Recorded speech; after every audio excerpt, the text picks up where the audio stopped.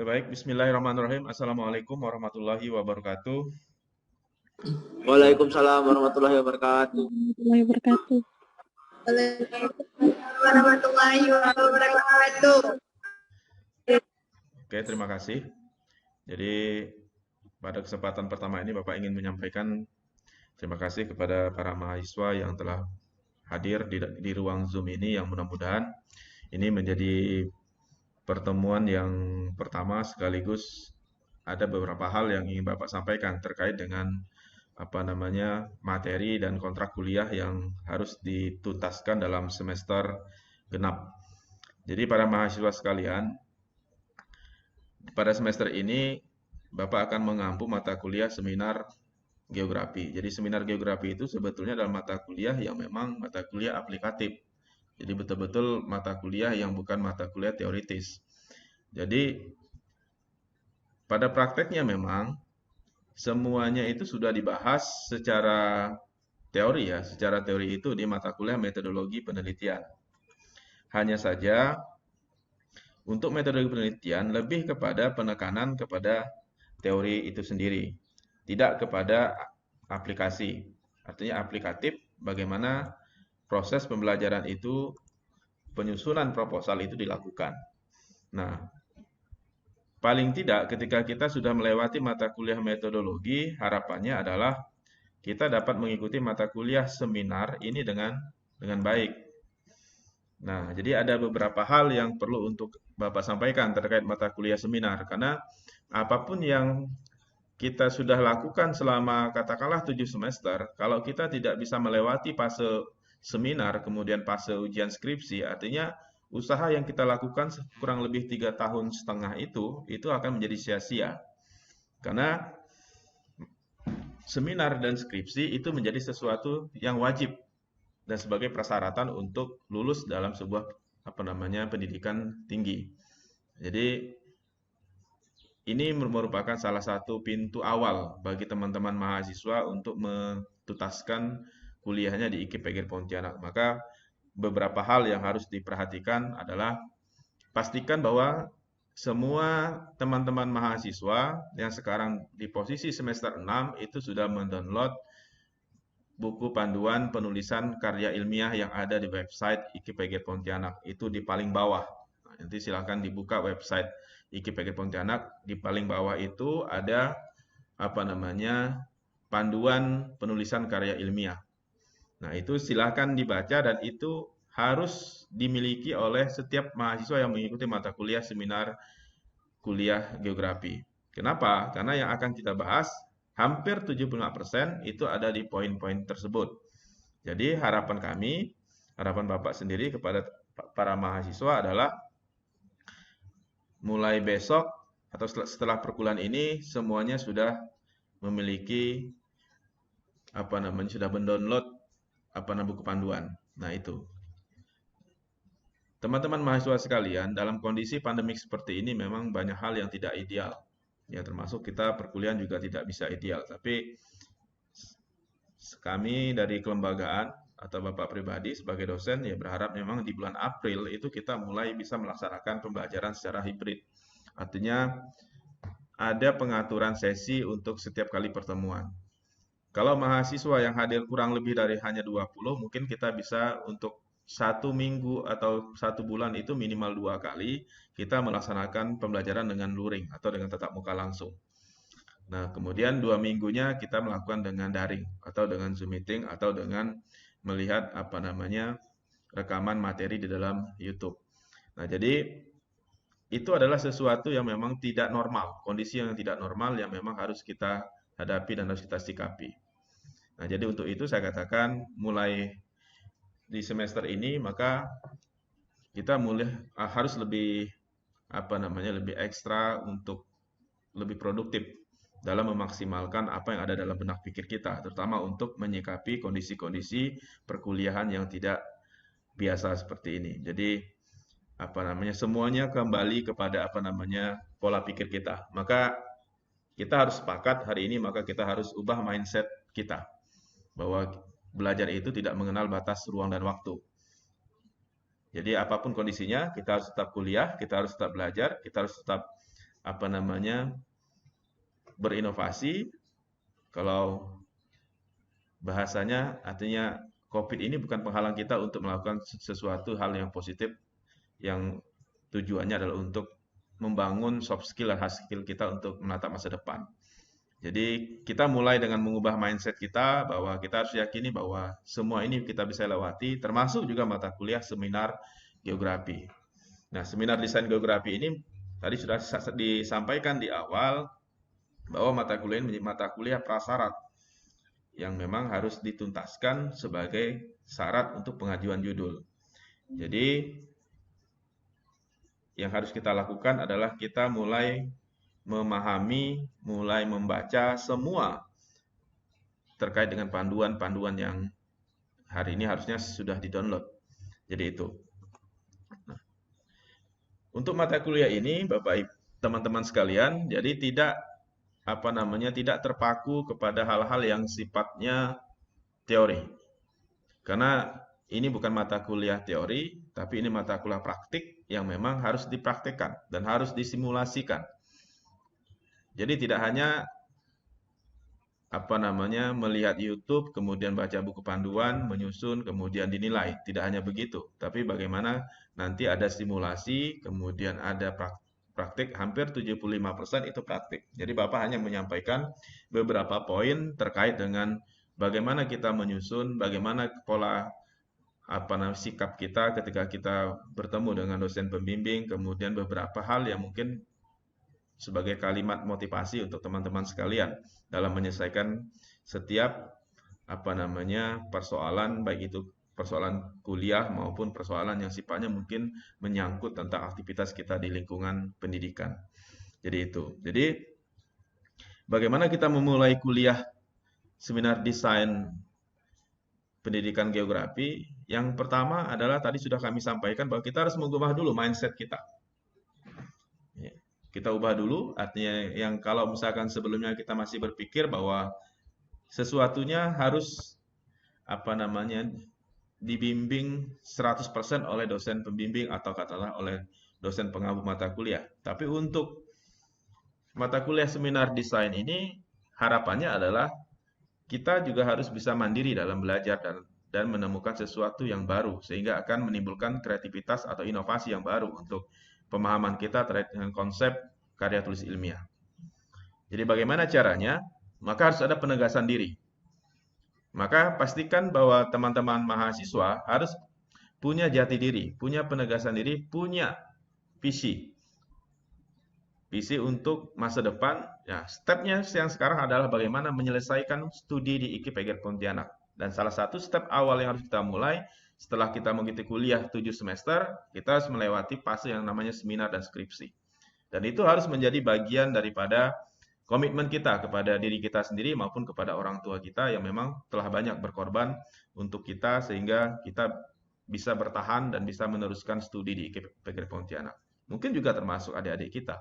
Artinya di situ mungkin ada hak-hak adik kita yang mungkin atau saudara kita yang diberikan kepada kita karena kita diberikan amanah untuk menyelesaikan studi S1 di IKIP Pontianak, khususnya di program studi pendidikan geografi. Jadi kita tidak hidup sendiri. Karena dalam kehidupan kita ada kehidupan orang lain. Maka itu juga harus menjadi prinsip untuk penegasan diri kita dalam menyikapi setiap apa yang terjadi dalam hidup kita. Kemudian yang kedua adalah ubah cara pandang kita. Ubah cara pandang kita dengan siapapun. Yang awalnya mungkin kita berpikir pesimis, maka kita harus mengubah. Kita harus berpikir optimis. Yang semulanya kita hanya berpikir bahwa subjektif, maka kita harus berpikir objektif. Nah, karena dengan mengubah cara pandang, maka kita akan mengubah visi kita. Maka kita akan menjadi orang yang visioner. Kita akan melihat kemampuan diri kita untuk menatap masa depan. Tapi kalau kita tidak ingin berubah, maka selamanya lah kita akan terpuruk dalam permasalahan yang mungkin tidak pernah akan selesai, bahkan mungkin akan semakin rumit. Maka ubahlah cara pandang kita untuk melihat masa depan, untuk melihat cita-cita kita, untuk melihat visi kita, dan yang paling penting adalah bagaimana kita mengubah pola hidup kita. Artinya pola hidup kita harus menyesuaikan dengan kondisi dan kemampuan kita dan sesuai dengan tuntutan zaman di mana kita sekarang sedang hidup. Artinya tidak selalu harus melihat ke belakang. Karena dunia selalu berubah, maka kita pun harus berubah. Jadi kalau tidak berubah dan tidak bergerak, artinya kita akan tertinggal dengan segala macam informasi dan kemajuan teknologi maupun kemajuan-kemajuan di bidang yang lain. Nah itu. Yang ketiga adalah keluar dari tempurung. Jangan merasa besar dalam dunia yang kecil. Ya. Jadi masih banyak di antara kita berpikir besar di dalam dunia yang kecil. Besar di dalam rumah kita sendiri. Pada rumah kita itu ada rumah-rumah orang lain. Bahwa dunia kita itu ada dunia yang lebih besar. Maka kita harus berani keluar dari tempurung. Karena itu untuk menguji bahwa kita ini apakah pejuang sejati atau pecundang. Karena hidup tidak mesti menjadi tidak mesti jadi pecundang. Dan tidak satu orang pun punya cita-cita jadi pecundang. Maka harus berani keluar dari tempurung, harus berani melakukan sesuatu yang baru, sesuatu yang mungkin punya nilai positif kepada perubahan dalam diri kita. Kemudian yang keempat, tentukan kota idenya. Jadi semakin kita di masa pandemi ini, artinya kita harus berputar, harus ekstra, memaksimalkan apa yang ada dalam benak pikir kita untuk mengeluarkan ide-ide kreatif. Sehingga betul-betul itu nanti bisa menunjang proses perkuliahan kita. Nah, termasuk dalam menyusun nanti proposal atau desain penelitian. Itu memerlukan kota ide yang lebih. Jadi bukan ide kota yang pas-pasan. Walaupun bisa juga dengan angka kota ide pas-pasan, ya tapi hasilnya juga tidak akan pernah maksimal. Maka kita harus pastikan bahwa kota ide kita cukup dan lebih. Kemudian yang kelima adalah ganti kebiasaan. Nah, ini yang seringkali Bapak ingatkan kepada kita semua, bahwa orang sukses itu yang pertama adalah ketekunan. Jadi kita harus tekun. Ingin menjadi apapun, ingin lulus mata kuliah juga harus tekun. Yang kedua, harus punya keyakinan. Keyakinan dengan siapa? Keyakinan dengan diri kita sendiri. Jangan pernah bergantung dengan manusia atau orang lain. Tapi harus percaya dengan kemampuan kita sendiri. Kemudian yang ketiga adalah jangan biasakan kita selalu minta ditunggu. Artinya kalau kita minta ditunggu, artinya itulah kebiasaan kita selalu akan datang terlambat. Maka saya katakan salah satu kriteria orang yang ingin menjadi orang sukses adalah harus disiplin. Jadi itu hal yang penting untuk kita pahami dan kita laksanakan. Termasuklah misalkan hari ini gitu. Kita buat jadwal jam 8.45. Jam 8.45, tapi ternyata yang masuk baru jam 9 baru masuk. Nah, ini akan menjadi permasalahan. Permasalahan untuk kita sehingga betul-betul ini tidak membuat produktif waktu kita. Nah, mungkin kultur atau latar belakang kita semua berbeda. Teman-teman juga berbeda, teman-teman mahasiswa juga berbeda, Bapak juga berbeda. Tapi kultur latar belakang itu sebetulnya ketika kita mengubah ganti kebiasaan, kita bisa melakukan sesuatu yang lebih daripada apa yang kita pikirkan. Kemudian yang keempat adalah kerja keras. Jadi tidak ada sesuatu yang instan, tidak ada sesuatu yang gampang. Kebahagiaan itu akan lebih dinikmati ketika kita sudah mengalami segala sesuatu yang notabene adalah kerja keras, lelah, letih. Maka di situ akan ada kebahagiaan, di situ akan ada kegembiraan. Tapi ketika tidak ada kelelahan, tidak ada keletihan, tidak ada susah payah, maka ibaratnya kita makan itu tidak ada rasa. Kita tidak bisa menikmati kegembiraan. Dan kita tidak pernah puas dengan itu, karena yang kita dapatkan dari sesuatu yang instan. Dan mungkin kita semua punya pengalaman pribadi untuk itu. Jadi sama halnya misalkan kalau kita simulasikan, kita contohkan bahwa untuk misalkan untuk mata kuliah saja, misalkan. Mungkin ini ada kasus misalkan, atau case misalkan. tidak kuliah, tidak masuk, tidak buat tugas, tiba-tiba dapat A atau dapat B. Nilainya tidak salah. Nilai A dan B itu tidak salah nilainya. Tapi coba kita tanyakan kepada diri kita, apakah kita puas dengan nilai A dan B tanpa sebuah pengorbanan, tanpa sebuah usaha, tanpa sebuah kerja keras, tanpa sebuah komitmen? Jadi kalau kita masih punya hati dan punya rasa dan punya daya pikir, daya kritis, tentulah kita akan merasa bahwa itu adalah sesuatu yang tidak terasa apa-apa. Hambar, hampa. Tidak ada nilai. Walaupun mungkin di sudut pandang orang lain bahwa itu punya nilai. Tapi kita merasakan secara internal kita, secara psikologis kita pribadi, itu tidak bernilai. Karena apa yang kita dapatkan itu ternyata bukan dari usaha kita. Bahkan mungkin dari sesuatu yang secara etika akademik, etika ilmiah, itu tidak dilakukan dengan cara-cara yang sesuai prosedur. Walaupun itu adalah bagian daripada upaya kita. Tapi itu adalah cara-cara yang tidak benar. Nah, jadi seperti itu. Kemudian yang keenam adalah beri otak makan. Jadi jangan hanya fisik saja diberi makan. Jasmani saja yang diberi makan dengan kita memberi minum susu, minum dan lain sebagainya. Tapi otaknya tidak diberi makan. Bagaimana cara memberi makan otak kita? Maka sering-seringlah berselancar di dunia maya, membaca berita, membaca jurnal, membaca referensi. Dan itu bertaburan di dunia maya, di Google dan lain sebagainya. Nah, jadi teman-teman mahasiswa sekalian, selain kita harus memberikan pemenuhan kebutuhan jasmani, rohani, dan otak kita juga harus diberikan asupan yang baik, yang bergizi. Jangan berikan virus kepada otak kita dengan melihat sesuatu yang mungkin punya dampak negatif terhadap pola pikir kita.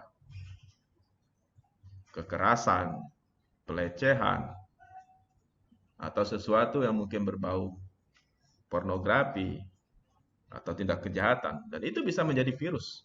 Sehingga memang kita akan tertanam dalam benak kita bahwa, oh, dunia itu ternyata hanya seperti itu saja. Tapi ketika kita memberikan asupan otak dengan benar, kita membaca referensi, kita baca berita-berita yang memang berkontribusi positif untuk pengembangan nalar kita, nah itu adalah sesuatu yang baik. Kemudian yang ketujuh adalah catatan ide. Kita tahu bahwa manusia itu dari segi ingatan terbatas. Nah, catatan ide itu ya harus direkam. Bagaimana cara kita merekamnya? Maka mulai hari ini kita biasakan bahwa kita selalu punya note. Apakah dia notebook misalkan secara kita tulis, apakah di handphone atau di aplikasi-aplikasi Android yang lain. Kita harus punya catatan tentang ide kita. Agar suatu waktu ketika kita ingat tentang bagaimana kita ingin mengembangkan ide itu, kita sudah punya referensi, kita sudah punya catatan. Oh, ini loh yang akan kita kembangkan. Kemudian yang kedelapan, dari sekian banyak itu yang paling penting adalah bertindak. Jadi sebaik apapun retorika kita, sebaik apapun teori kita, sebaik apapun argumentasi kita, sebaik apapun keyakinan kita, sebaik apapun kemampuan nalar kita, sebanyak apapun ide kita, ketika itu tidak dilakukan, tidak bertindak, tidak ada actionnya, maka yang terjadi itu hanyalah sebuah catatan kecil di atas kertas putih, di atas di awang-awang pemikiran kita. Maka bertindak itu jauh lebih penting daripada sekian banyak yang tadi di awal disampaikan. Maka berubahlah jika kita ingin membuat sesuatu yang baru, sesuatu yang baik untuk masa depan kita. Jadi itu beberapa hal sebagai pengantar kuliah kita pada hari ini yang mudah-mudahan kita semua merefleksi kembali catatan-catatan kita di masa lalu, di semester yang lalu, mungkin di semester sebelumnya, sehingga betul-betul kita menjadi manusia yang dapat membahagiakan ya minimal lah keluarga kita, orang tua kita. Karena kebahagiaan kita adalah kebahagiaan orang tua kita. Dan kita harus yakin bahwa orang tua kita menunggu kita ketika Anda selesai dari IKIP PGRI Pontianak. Jadi itu sebagai pengantar, sebagai refleksi untuk kita semua yang mudah-mudahan hari ini kita dapat sebagai pertemuan pertama minimal kita sudah punya kiat-kiat apa yang harus saya lakukan dalam semester ini agar tuntutan daripada tugas itu dapat dituntaskan. Nah itu. Nah, kemudian selanjutnya Bapak akan menyampaikan terkait dengan sistematika perkuliahan kita. Jadi untuk mata kuliah seminar proposal atau seminar desain geografi, pertemuan pertama itu ada kurang lebih ada 15 sub capaian pembelajaran mata kuliah. Nah, pertemuan sub CPLK 1 dan 2 itu adalah bagaimana Bapak akan menjelaskan tidak terlalu banyak mungkin karena ini sudah Bapak sampaikan di mata kuliah metodologi penelitian geografi, hanya mengulas sedikit, mungkin ini akan Bapak bypasskan, yaitu mampu memahami mengenai penelitian geografi dan pendidikan geografi dan sistematika penulisan. Mungkin nanti Bapak akan lebih menegaskan pada sistematika penulisan. Ini untuk pertemuan berikutnya. Kemudian sub CMK 3 itu mampu menjelaskan tentang pemahaman topik penelitian. Jadi kita nanti akan setiap sub PMK itu akan ada tugas. Tugas secara mandiri yang harus dituntaskan oleh para mahasiswa. Jadi kurang lebih kalau ada 15 CPMK berarti ada paling tidak ada 12 tugas secara mandiri. Yang nanti akhirnya akan dikompilasikan menjadi apa yang disebut dengan desain proposal penelitian. Jadi ini yang yang akan kita bahas dalam satu semester ini. Kemudian mata kuliah ini adalah mata kuliah yang dirancang khusus untuk persiapan teman-teman dalam menyusun desain penelitian. Maka tadi sudah Bapak sampaikan di awal, mata kuliah ini adalah panduannya adalah panduan penulisan karya ilmiah yang diterbitkan IKIP PGRI Pontianak. Dapat di-download di website IKIP PGRI Pontianak di bagian bawah.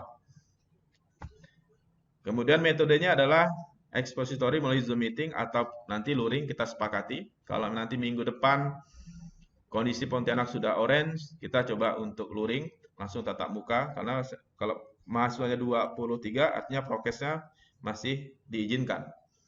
Yang tidak diizinkan adalah di atas 25. Jadi kita coba nanti untuk luring, tapi seperti yang Bapak sampaikan di awal bahwa luring itu hanya dalam 1 bulan hanya 2 kali. Jadi diselang-seling. Jadi minggu ini luring, minggu depan daring. Metodenya ada diskusi, tanya jawab, simulasi, kemudian penyajian laporan kelas. Kemudian apa yang menjadi atribut soft skill-nya? Harapannya adalah ketika mahasiswa mengikuti mata kuliah ini adalah mampu mengaplikasikan, mampu mempraktekkan, dan mampu mengkonkretkan bagaimana berpikir kritis. Dan mengambil inisiatif serta memberikan pendapat.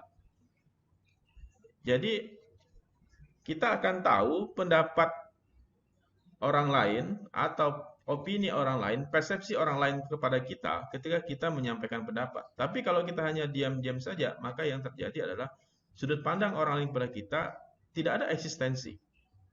Maka eksistensi itu harus ditunjukkan dalam bentuk unjuk kerja. Unjuk kerja, penyampaian, dan segala macam. Nah, kemudian bagaimana pengendalian mutunya? Melalui penilaian terhadap persentase kehadiran kuliah. Jadi kuliah, kenapa kuliah harus menggunakan, katakanlah kalau Zoom itu harus menggunakan kameranya harus on, karena kita ingin melihat. Jangan-jangan mahasiswa ikut kuliah, masuk Zoom meeting, ternyata dia tidur gitu. Atau sedang belum mandi gitu. Artinya kalau misalkan jam 9 belum mandi, itu kan mahasiswa kan luar biasa itu berarti. Atau jam 9 masih pakaian tidur.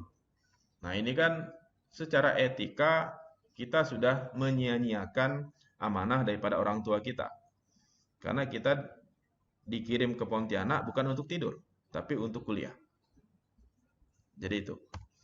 Kemudian evaluasinya seperti biasa. Ujian akhir semester ini 45. Ujian akhir semester ini tidak dalam bentuk ujian yang tertulis. Ujiannya dalam bentuk laporan dan bentuk simulasi. Jadi bukan bentuk ujian tertulis. Tertulis adalah bentuk laporan yang tadi. Kemudian untuk kehadiran masih ya karena aturannya masih sama ya, karena tidak ada perubahan untuk aturan akademik. Jadi 75% boleh mengikuti ujian. Kurang dari 75% tidak boleh mengikuti ujian. Kemudian rentang nilai ini sama, ada nilai TL, ada nilai dan seterusnya. Jadi ini sama seperti yang kemarin. Nah, mungkin hanya itu yang Bapak bisa sampaikan dalam kesempatan hari ini. Dan beberapa hal yang perlu untuk Bapak sampaikan berikutnya adalah terkait dengan bagaimana kita melakukan efektivitas, efisiensi dalam menyikapi beberapa hal yang mungkin kendala-kendala perkuliahan. Jadi teman-teman mahasiswa, segala sesuatunya bisa didiskusikan, segala sesuatunya bisa dikomunikasikan. Termasuk misalkan untuk daftar ulang. Daftar ulang itu kami perpanjang sampai tanggal 15. Sampai tanggal 15 nanti kami akan evaluasi dan akan kami sampaikan di perkuliahan minggu depan. Apa hasil evaluasinya dan kemudian bagaimana teman-teman yang belum bisa daftar ulang. Karena kita mulai sistem ini sudah menggunakan SIAKAD. Jadi sistem terpadu untuk perkuliahan dan semua aktivitas mahasiswa sudah ada dalam portal SIAKAD. Nah, konsekuensinya adalah data ini semua bersifat online. Maka semuanya administrasi sebagai registrasi mahasiswa juga harus diperhatikan. Nah, kemudian absensi kelas juga nanti mulai minggu depan Bapak sudah menggunakan SIAKAD. Jadi tidak menggunakan kalau semester yang kemarin kita menggunakan Google Form, semester ini kita semua menggunakan SIAKAD. Nah, memang kelemahan di SIAKAD adalah yang belum KRS itu tidak bisa masuk dalam SIAKAD. Artinya tidak akan terekam di dalam absensi kehadiran kuliah. Jadi untuk itu dipastikan bahwa administrasi registrasi itu diperhatikan betul. Mungkin itu yang Bapak bisa sampaikan. Pertemuan berikutnya nanti kita lihat, karena itu di tanggal 15 ya.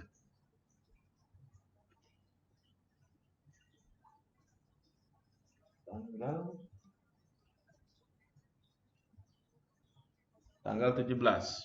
Nah, tanggal 17 itu kemungkinan Bapak ada tugas luar. Jadi kemungkinan Bapak ke Ngabang. Jadi kemungkinan nanti mungkin kalau memang bisa mungkin dimajukan kalau memang tidak bentrok dengan dosen yang lain. Mungkin dimajukan di tanggal 16.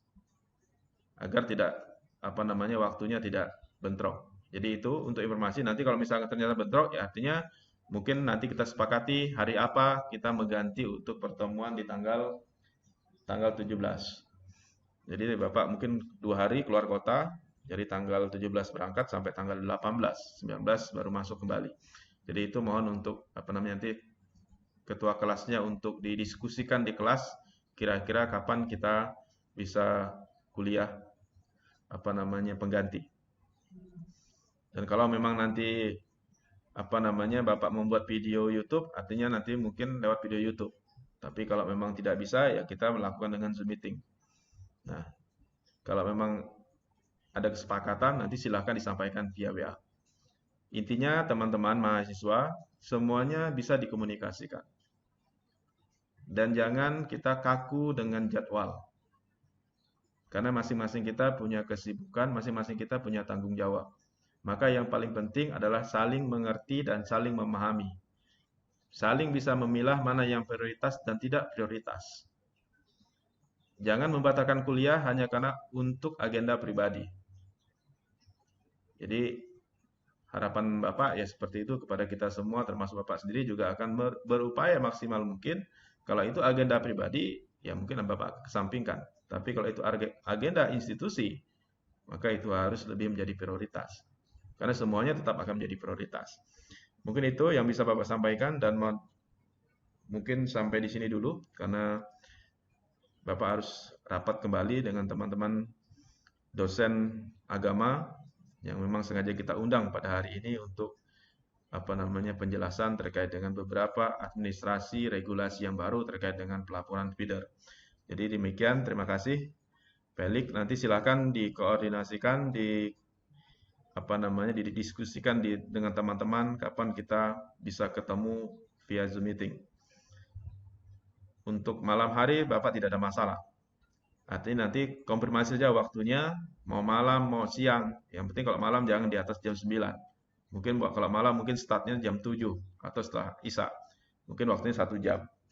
Nah, mungkin itu. Kalau sore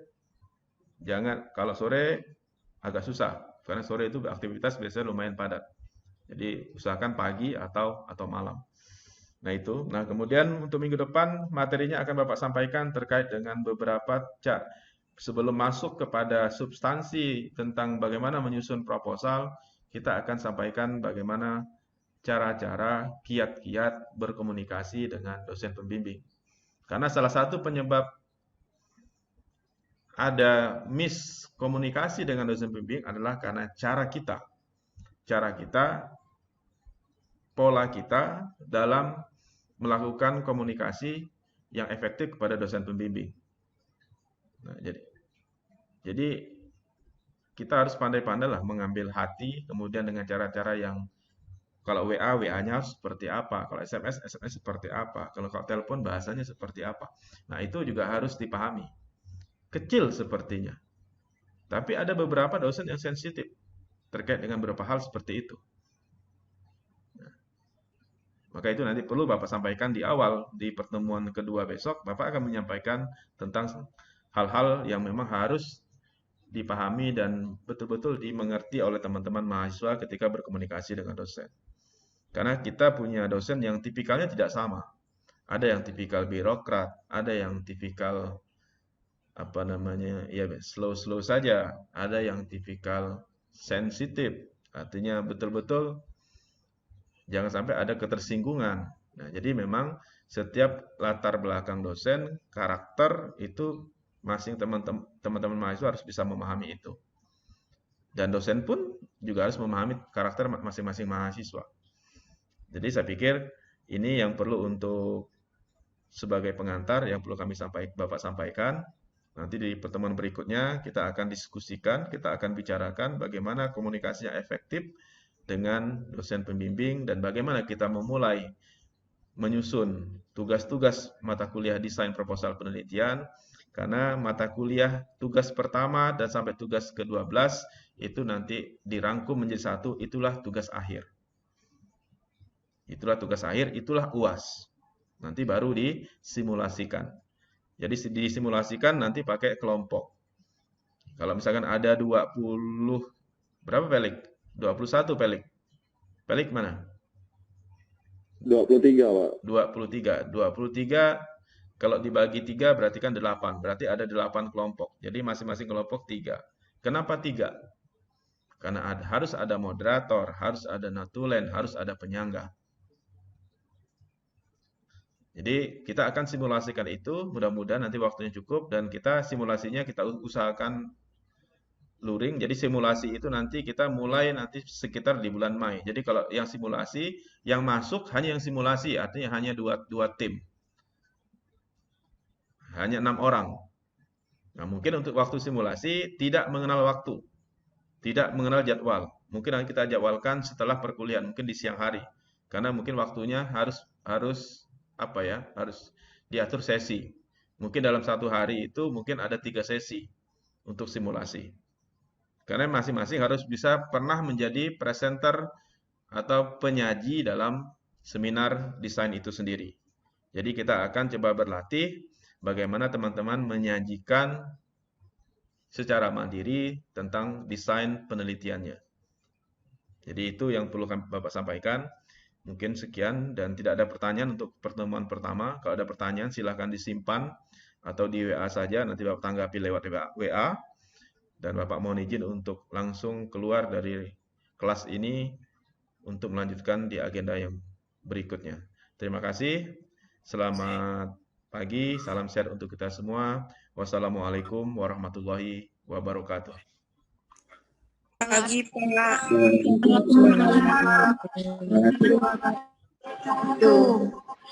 Kita live langsung ya semuanya ya. Ya, Pak.